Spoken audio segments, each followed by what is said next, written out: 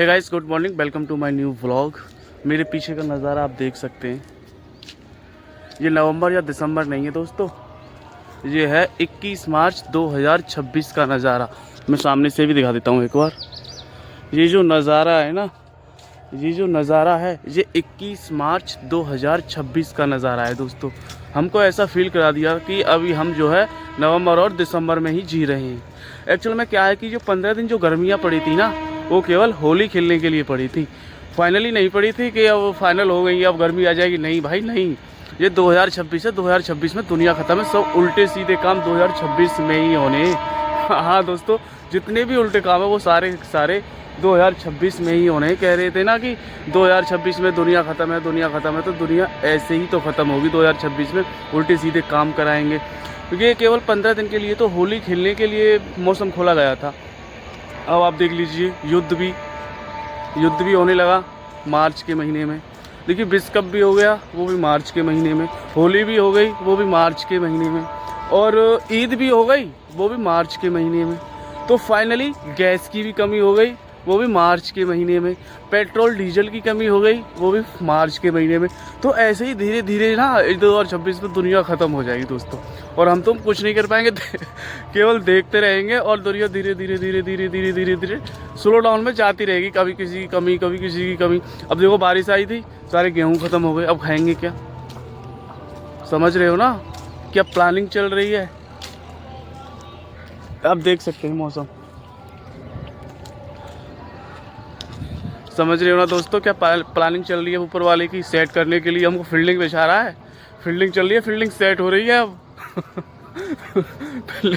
Fielding set हो रही है भाई। अब कहते हैं ना कि चलो छोड़ो खैर अब, लेकिन हम भी हार मानने वाले नहीं हैं। हम भी घायल परिंदे हैं, हमारे पास पंख नहीं है, हमारे पास हौसला नहीं है, लेकिन फिर भी आसमान छूने की उड़ान, आसमान छूने की हैसियत रखते हैं। डायलॉग ठीक रहा ना ये? हाँ।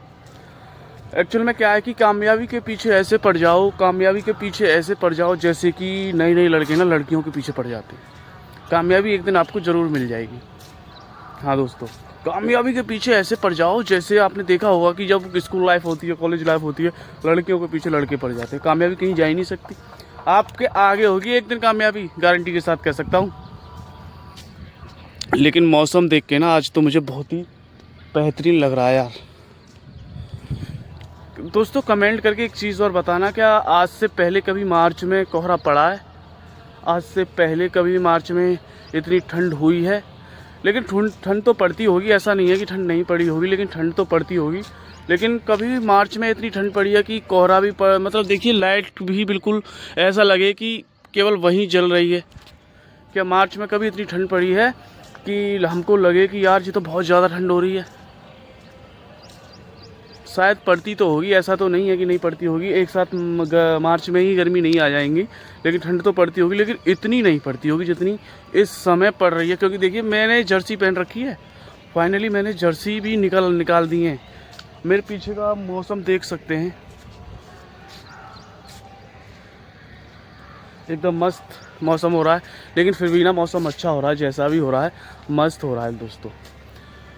स्कूल की छुट्टी हो जाएंगी मेरे हिसाब से। अब वैसे भी छुट्टी सी है, क्योंकि फाइनल एग्ज़ाम होने वाले हैं, तो उसके बाद छुट्टी हो जाएंगी।